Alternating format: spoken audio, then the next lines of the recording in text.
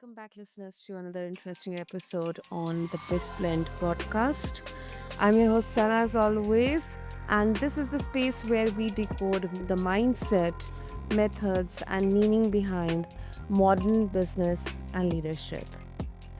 Now, today we are diving into a conversation that every mid career professional, especially the men out there, balancing fatherhood, leadership, and a sense of what's next needs to hear.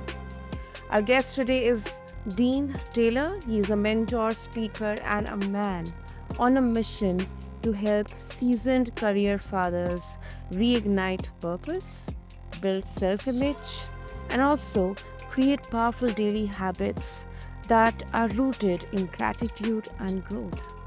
So, after 25 years of lived experience and transformation, Dean now guides others to break free from stagnation and also rediscover what truly drives them or ignites them. So, if you have ever felt like this tension between who you are and who you know you are meant to be, this once is definitely for you. So, Dina, welcome to the show, and I'm really, really honored to have you here with us. Well, thank you, Santa, for having me. I am really excited and honored to be a guest on your show today. Absolutely. So, Dean, before we talk about the topic, um, would you like to share a bit about your journey? I mean, before getting into coaching and helping others, what exactly motivated you? Yes, thank you. I started my career off working as a nurse in the newborn intensive care unit. I did that for about 7 years, and I always knew I wanted to have a master's degree, Mhm. but I wasn't sure what I was going to do. And I came across a program that introduced me to combining healthcare, my nursing background in healthcare with information technology. And so I made a transition into healthcare IT administration. And I did that, and I've done that since then. So about 18 years in that Yeah. field. Well, that is really phenomenal. Oh, really great. Thank you. Thank you, Jean. Okay. So now let's talk about our topic. So you talk a lot about daily success habits. Um, so what were the very first small changes that helped you reclaim a sense of direction, and why do you think consistency is more powerful than motivation? Well, I love this question. I I began a change in myself. I read a book. I don't know if how many listeners may have heard of this book, the Miracle Morning. I've Mhm, always been a morning person. Like to get up, and I enjoy the quiet and the stillness of the morning. mhm. Uh, but I read the book, The Miracle Morning, and I thought, wow, this is a very interesting idea. I hadn't heard about a specific routine that I could follow. So I thought, well, I will give this a try. And there's specific things that are talked about in the book where it's called the Savers routine, where you practice silence and affirmations and visualization, exercise, reading, and journaling or scribing. And I began to do that. And that was after about a week and a half of just consistently changing how I spent my time in the morning. I noticed a change, a shift inside of me that I felt more confident.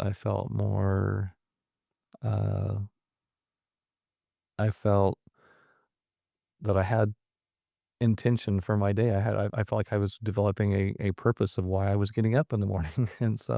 Yeah. And I have done that now for the last well over 2 years. I've done it every day, and I track myself. And so I've done this for this morning, before I got on the show, I finished my morning routine and day 747 in a row of doing Miracle Morning. So that was the beginning of this change in me, this shift, and as I've continued to do that, and other things, and I've added in, and continued to grow. But that was the beginning for me, was when I began changing how I woke up, literally every morning. Definitely. That's exactly is the best of the time, because discipline can be really boring. Consistency can be really boring, and that's what exactly kind of derails us from getting that particular, habit achieved, or our target or our goal achieved. So this definitely, is a perfect example of the power of discipline. And I would add saying that, "Oh, I've done this thing so many times and done this for 2 years," and it almost can seem overwhelming if someone were probably listening and going, "Oh, I could never do that." I there are mornings where I do this routine and it's under 5 minutes, or it's 5 or 10 minutes of my morning. Other times, if I have more time, I take longer, but it doesn't my point is, it doesn't have to be something that is you spend your whole morning doing. It's just a little way to jumpstart your day. Yeah, you're right. And Dean, yeah, this is such an obvious question. Mindset. I mean, it's such a buzzword today. Mhm. But then looking at looking at this, from the perspective of men who are over 40, how can they retrain their minds? When their past failures can keep, resurfacing. Yeah, I love that, and that and the reason I started with the explanation of the miracle morning was, as I began to work on just how I woke up every morning, I began this, uh, transformation in myself. I started to ask myself, "Well, what is my what is my purpose in life, and what do I really want to achieve?" And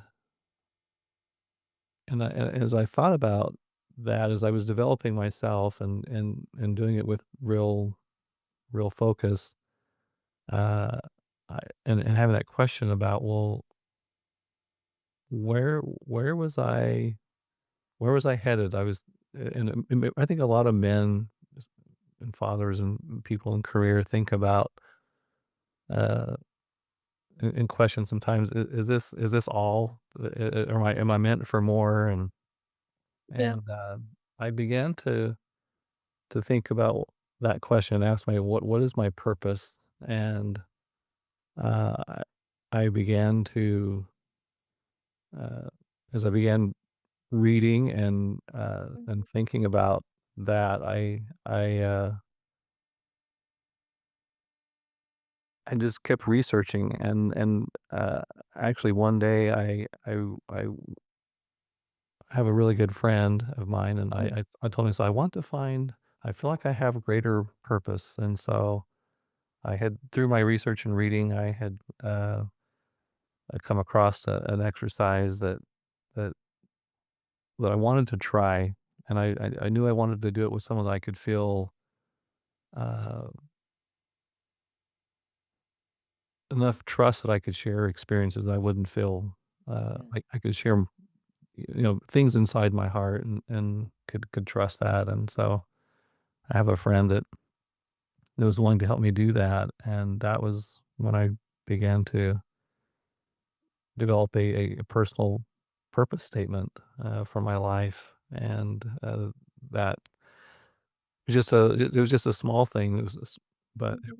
it helped me to start seeing how I could, who I was. And because often people will say, what I found was, uh we often say, well, my why is my family or something like that. And I think those are definitely results of what our why is. I think our why is really, and our purpose is who we are at our very core, who we are as a person, the things that we value. And that's what as I began to understand and really tap into that and Mhm. realize that how I am every day is driven by who I am internally as a person, the things I truly value. And when I understood that, that began to help me open up and see a greater vision and purpose for who I am and how I could basically be a be that person every day in my life. And that sounds maybe kind of weird thinking about Yeah. an older man, mid 40s, 50s thinking, well, what? But it was that that was that's I guess that's just my story and how I came to start changing my own mindset. Yeah. Yeah, exactly. Everyone will have their own unique journey and story. But I guess I believe that the essence, the fundamentals, they will always remain the same. Yes. I think, yeah, who we are, right, who we are at our core. Yeah, our values. Absolutely. The another really important aspect that you um, emphasize on is the language. The language of how we speak to ourselves and others. So, how exactly does this language, Dean, either limits or empowers leadership? Yes, I feel like what I should say feel like what I've learned in my growth as I have been as we've been talking about intentional about really being clear and driving who I'm trying to become every day. I really learned that, and I think we all probably do this, but we have there's a lot of self-talk going on in our heads. When we there's a lot of chatter that happens, and I began to realize that the words that I say to myself really matter because I'm always listening in subconsciously at least to what I'm saying. And so if I'm telling myself I'm not good enough, if I'm telling myself I'm not smart enough, or those words really matter. And as I began to be really careful about the things I even said internally about myself, and I noticed that my ability to lead and my ability to be confident in myself, uh, Mhm. and how I'll just maybe just give you an example. Like there were times when uh, I would maybe be in a meeting or I would be interacting with someone, and I would I would not state what I really felt because I was worried about there was a lack of confidence in myself, and I thought, well, my opinion, will this really matter, or am I uh, smart enough or wise enough to give this counsel or give this thought? Uh, but as I really started paying attention to the things that I said about myself and and the words that I chose, I my confidence again, I go back to the confidence and really shifted, and I began to see myself as a person of value, and the thoughts and words that I have had uh, had meaning, and I could help people. I could help my team. I could help uh, myself to be a better person, a better leader by not. talking down about myself. That makes sense. Yeah, absolutely. Absolutely. And then, you know, I guess internal dialogue, it often mirrors external performance. So, do you have any specific power phrase, I mean, if you're okay to share, that you use to recenter during any challenging or tough times? Well, like a phrase or something that I'll that I've used before. That your question? Yeah. Yes, yes. I have my own. I recite to myself my personal purpose statement every day. And for me, I'm a man of I come from a faith background, a Christian background. So my personal statement, and I say this to myself, and I'll say it often in the mirror, that I am a son of God and the light unto His people. And through my passion and learning for growth, I'm Mhm. able to part hope and help to those in need. And as I share my gifts and generosity, my own life overflows with joy and abundance. So I say that to myself every day. It's like a prayer that you do. Yes. That is really beautiful. And with prayer, it reminds me that gratitude is such an important part of, whether it's personal growth or it's healing or it's just a journey, one's journey, because what you have, maybe some other person next to you may not have that. So uh, you often highlight gratitude as a game changer. So, but a- if speaking, at a practical level, Hmm. when life feels like it's falling apart, that's not the first instinct. We always curse it, that it's why is happening to me? It keeps on happening with me only. God is really, really not happy with me. So, how do you help someone access gratitude in the face of real adversity? Mm. Yeah, I love this question. Thank you for asking this, because I, uh, for me, when the- I would say this, if yeah, boy, this is such a good question. Because when you're facing real adversity, like you said, it is the last thing you're thinking of is about gratitude, gratitude for what you're going through. But here's something that I would say. And this is what I have uh, developed a practice and a habit of doing. And again, this is stuff that I have uh, learned over time. But I have learned that there are three three levels, three parts of being grateful and gratitude. And the first uh, is thankfulness. And when I say thankfulness, and I think when we first think about gratitude, we think of, and that's what we think about, is just being thankful, which is great. I think that's the first step.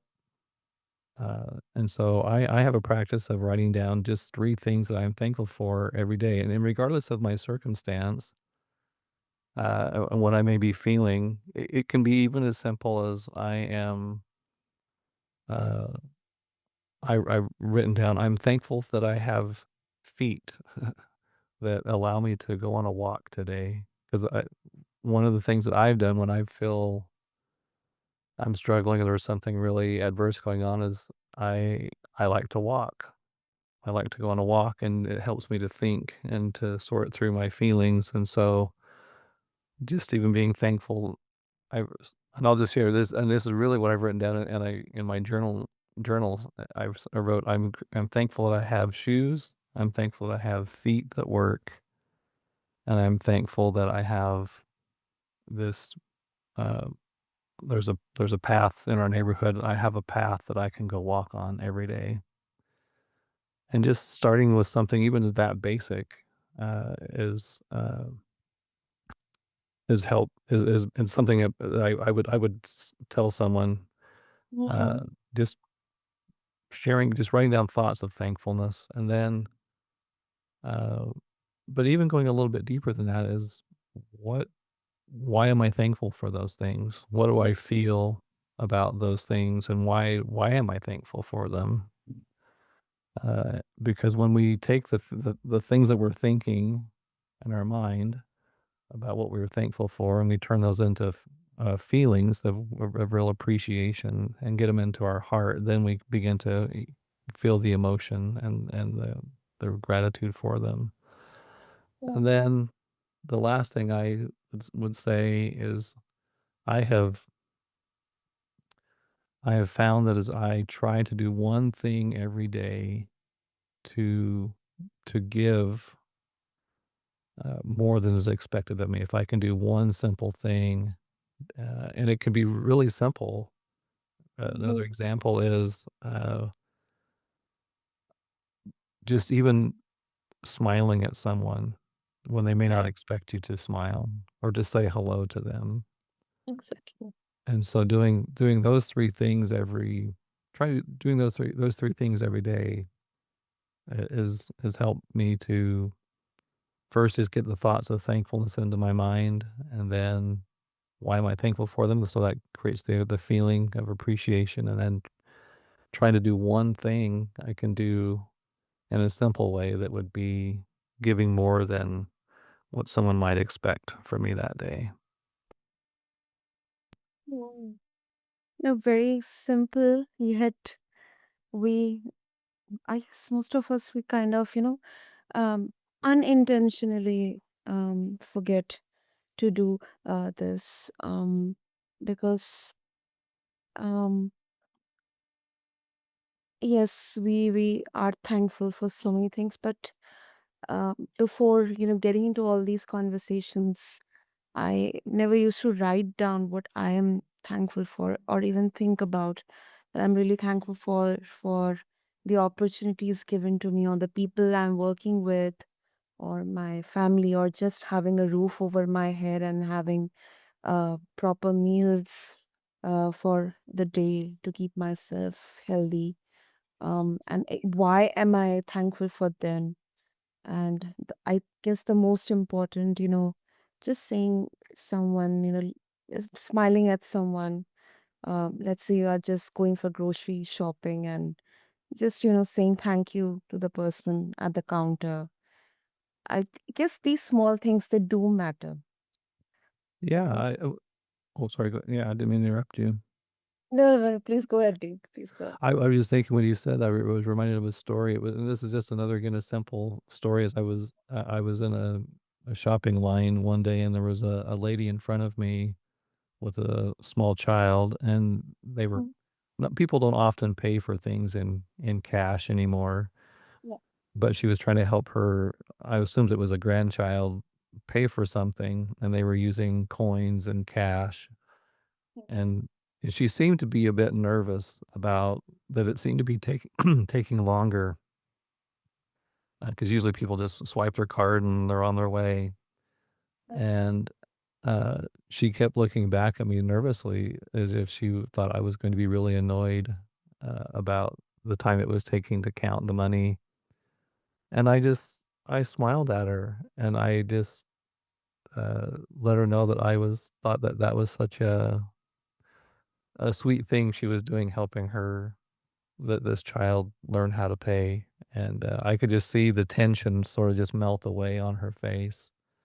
And I thought it was just a simple, another, again, a simple example of how uh, being kind and showing and doing something that someone may not expect, and being kind of generous can help other people on their daily way, and hopefully creates a ripple effect, and But someone else's day for her day as well. yeah, yeah, absolutely. And I mean, this happens with every one of us. I mean, for example, when I was just learning to use the ATMs for the first time, I would always be so tensed that okay, I shouldn't take much time because there are people, uh, in the line, and I used to like in a state of confusion that okay, I'm just looking at using the ATM and then I'm looking backwards and seeing the people getting annoyed.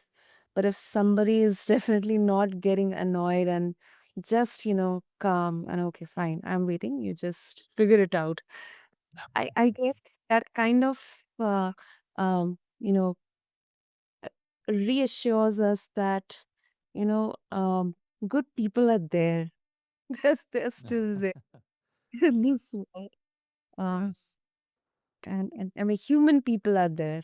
And exactly that's how, in fact, that the internal dialogue, it often kind of projects itself in form of,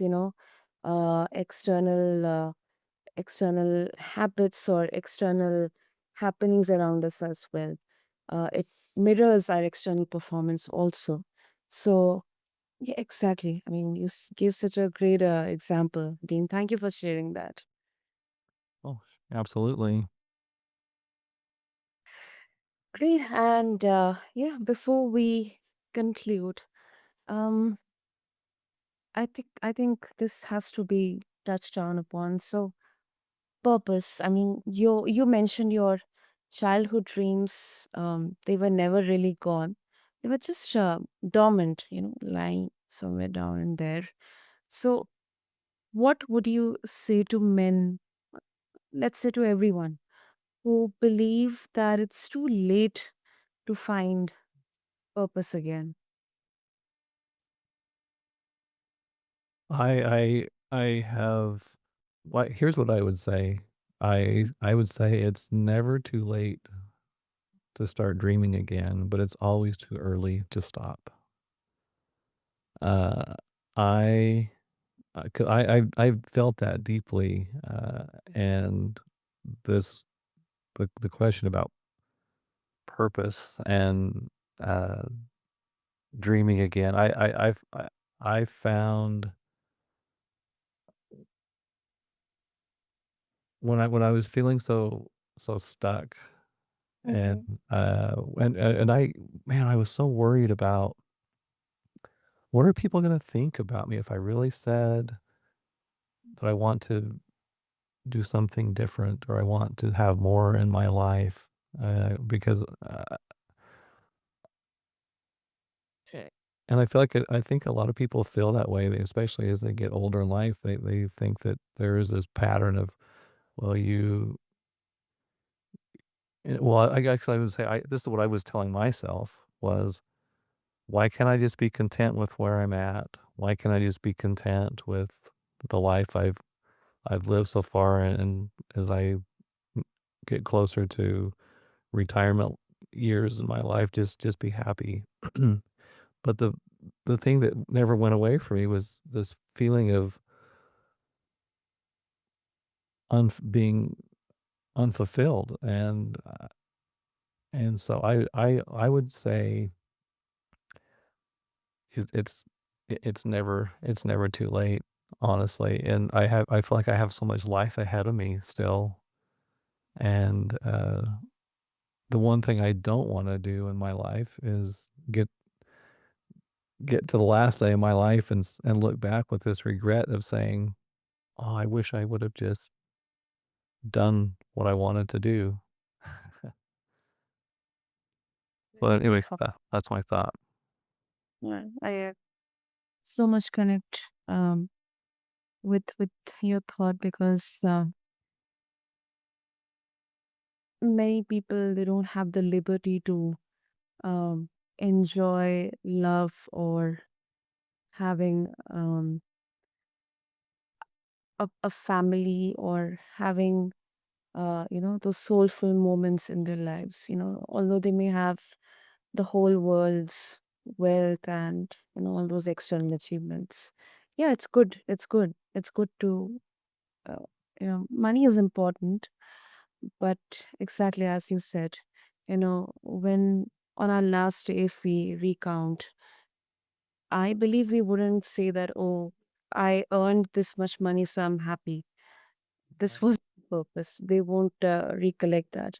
They'll just try to recollect the happy moments they have had, or those loving moments they had with their family members or their loved ones, or those moments when they were the happiest and the most contented. Absolutely. Yeah, I love what you just said that it's more than financial success. It could be relationships, it could be your own health, it could be your spirituality in any area of your life where you feel like you've held back and not l- stepped into your full purpose and potential. Beautiful, Dean. So, if our listeners would like to connect with you, what will be the best way to do that? Thank you. Yes, the easiest way to do that would be my website, deantaylorofficial.com would be a great way to connect. I would love to connect with anyone who uh, listens and would love to connect more. That would be a real honor and a privilege.